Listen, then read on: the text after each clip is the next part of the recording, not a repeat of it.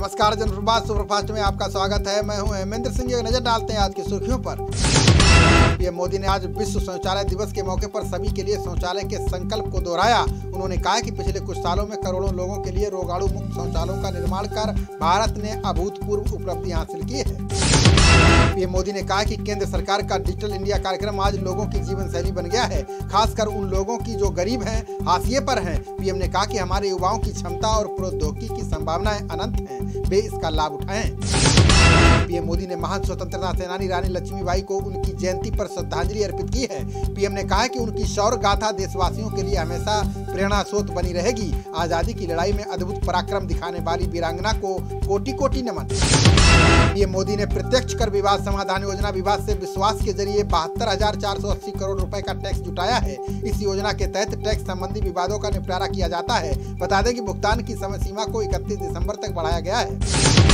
आयकर विभाग ने 40 लाख से अधिक करदाताओं को 1,36,000 करोड़ रुपए का रिफंड जारी किया है। आयकर विभाग ने बताया कि अभी तक 35,750 करोड़ का व्यक्तिगत और 1 लाख करोड़ रुपए से अधिक का कारपोरेट कर रिफंड किया गया है। सीडीएस जनरल बिपिन रावत के अंतर्गत आने वाले सैन्य मामलों के विभाग ने सेना में सेवानिवृत्ति की उम्र बढ़ाने का प्रस्ताव रखा है। इस योजना के मुताबिक अगले साल अप्रैल से सैन्य अफसरों की रिटायरमेंट उम्र को 1 से 3 साल तक बढ़ाया जा सकता है। केंद्रीय मंत्री धर्मेंद्र प्रधान ने ओडिशा के मुख्यमंत्री नवीन पटनायक से आग्रह किया है। उन्होंने कहा कि ओडिशा के सामाजिक आर्थिक हितों से समझौता किए बिना आंध्र और पश्चिम बंगाल समेत पड़ोसी राज्यों के साथ सीमा विवादों के समाधान के लिए उचित कदम उठाएं। दिल्ली हाईकोर्ट ने समलैंगिक विवाह को मान्यता के लिए दायर याचिका पर केंद्र सरकार से जवाब मांगा है। न्यायमूर्ति राजीव सहाय की पीठ ने याचिका पर केंद्र को नोटिस जारी किया है। कोर्ट ने 4 सप्ताह के भीतर जवाब देने का निर्देश दिया है। कोरोना योद्धा के लिए केंद्रीय स्वास्थ्य मंत्री हर्षवर्धन ने बड़ा ऐलान किया है। मंत्री ने कहा है कि एमबीबीएस में इन योद्धाओं के बच्चों के लिए 5 सीटें रिजर्व की गई हैं। ये सीटें आशा कार्यकर्ता और अस्पताल में कार्यरत नर्स या डॉक्टर के बच्चों के लिए आरक्षित रहेंगी। दिल्ली में कोरोना के तेजी से बढ़ते मामले पर दिल्ली हाईकोर्ट ने केजरीवाल सरकार को जमकर फटकार लगाई है। कोर्ट ने पूछा है कि शादियों में मेहमानों की संख्या कम करने का इंतजार क्यों किया गया? संक्रमण बढ़ने पर भी आप नींद से क्यों नहीं जागे? कोरोना को लेकर दिल्ली सरकार की ओर से बुलाई गई सर्वदलीय बैठक में कांग्रेस ने बाजारों को बंद करने का विरोध किया है। इसके अलावा भाजपा ने कुप्रबंधन और बेड की संख्या में वृद्धि का मामला उठाया। कांग्रेस ने छठ पर्व पर प्रतिबंध नहीं लगाने के लिए सरकार को पत्र सौंपा है। सीएम केजरीवाल ने दिल्ली में मास्क नहीं पहनने वालों पर 2,000 रुपए का जुर्माना लगाया है। साथ ही केजरीवाल ने छठ पर्व को घर पर मनाने की अपील की है। सीएम ने कहा कि दिल्ली के सभी प्राइवेट अस्पतालों के 80% बेड कोरोना के लिए आरक्षित किए जा रहे हैं। दिल्ली सरकार ने सभी जिलाधिकारियों को जांच केंद्रों की संख्या दोगुनी करने के निर्देश जारी किए हैं। दिल्ली स्वास्थ्य विभाग द्वारा जारी आदेश में कहा गया है कि नए जांच केंद्रों के लिए आवश्यक अतिरिक्त लोगों को काम पर रखा जा सकता है। स्वास्थ्य मंत्री हर्षवर्धन ने कोरोना टीका वितरण को लेकर बड़ा बयान दिया है। उन्होंने कहा कि जब भी कोई टीका उपलब्ध होगा तो सबसे पहले स्वास्थ्य कर्मियों और 65 वर्ष से अधिक उम्र के लोगों को वरीयता दी जाएगी। डॉक्टर हर्षवर्धन ने एक वेबिनार में ये बात कही है। दवा बनाने वाली कंपनी फाइजर और बायोएनटेक ने तीसरे चरण के परीक्षण में कोरोना टीके को 95% तक प्रभावी पाया है। ये 65 वर्ष से अधिक उम्र के लोगों पर भी कारगर है। अब ये कंपनी अमेरिका नियामक से मंजूरी लेने के लिए आवेदन कर सकती है। जम्मू कश्मीर के नगरोटा एनकाउंटर मामले में खुफिया एजेंसियों ने बड़ा खुलासा किया है।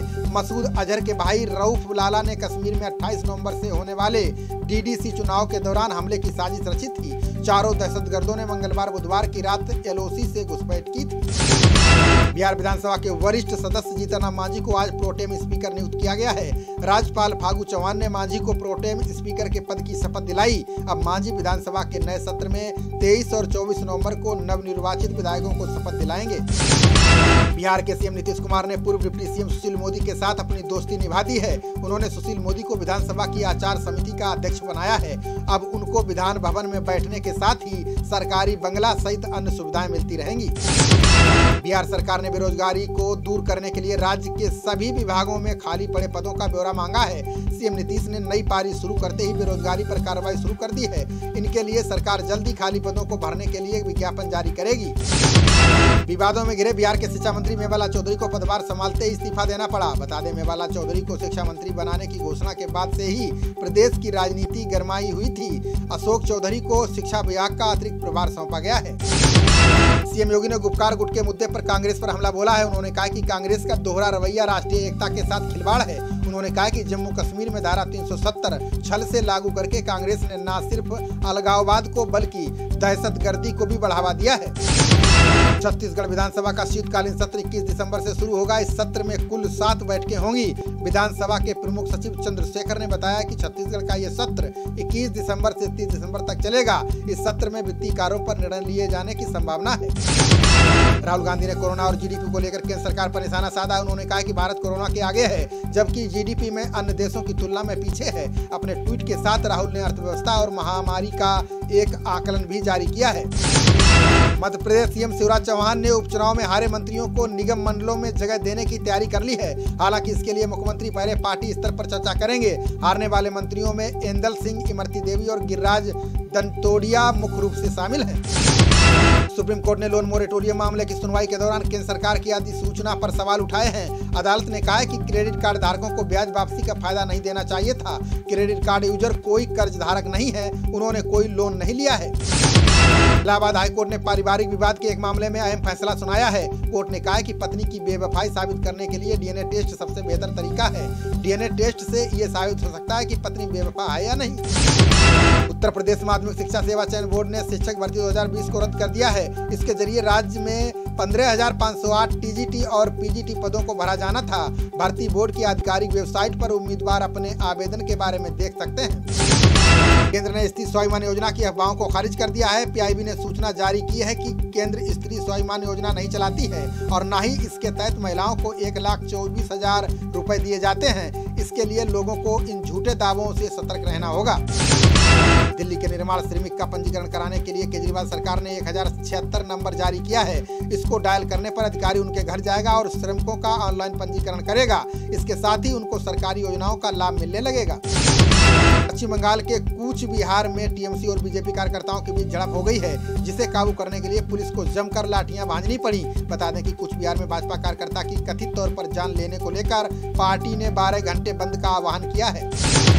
अपना घर खरीदने वाले ग्राहकों को सार्वजनिक क्षेत्र की यूको बैंक ने बड़ी राहत दी है। यूको बैंक ने होम लोन पर ब्याज दर 0.25% घटा दी है। अब यूको बैंक अपने ग्राहकों को 6.90% ब्याज दर के साथ होम लोन देना शुरू करेगी। टेस्ला और स्पेस एक्स के प्रमुख एलन मस्क अब दुनिया के चौथे सबसे अमीर आदमी बन गए हैं। उनकी संपत्ति करीब $105 बिलियन हो गई है। इस तरह उन्होंने मार्क जुकरबर्ग को पीछे छोड़ दिया है। दुनिया के टॉप 10 अमीरों में मुकेश अंबानी लुढ़क कर 9वें स्थान पर आ गए हैं। अभिनेता सुशांत सिंह मामले में यूट्यूब पर फेक न्यूज पोस्ट करने वाले राशिद सिद्दीकी को मुंबई पुलिस ने बिहार से गिरफ्तार किया है। आरोप है कि उसने इन खबरों से बीते 4 महीने में 15 लाख रुपए कमाए हैं। इस मामले में शिवसेना के वकील धर्मेंद्र मिश्रा ने केस दर्ज करवाया था।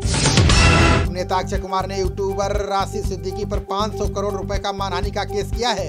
राशिद पर आरोप है कि इसने सुशांत से जुड़े फर्जी वीडियो पोस्ट किए थे।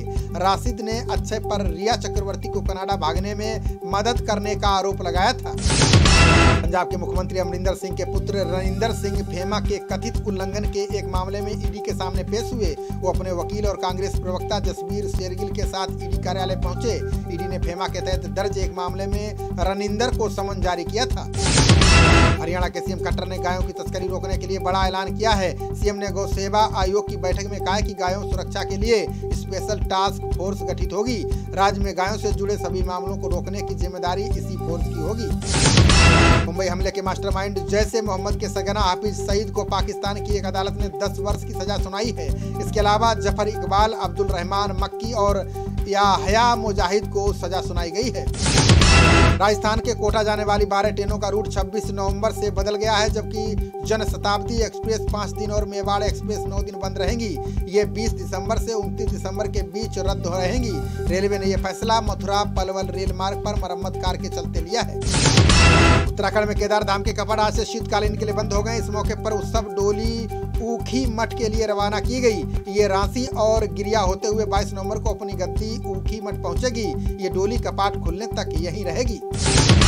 दिल्ली विश्वविद्यालय ने पीजी प्रवेश की पहली मेरिट लिस्ट जारी कर दी है। पीजी में दाखिला लेने वाले उम्मीदवार ड्यू की आधिकारिक वेबसाइट पर मेरिट में अपना नाम देख सकते हैं। ड्यू ने हर विषय के लिए अलग अलग मेरिट जारी की है।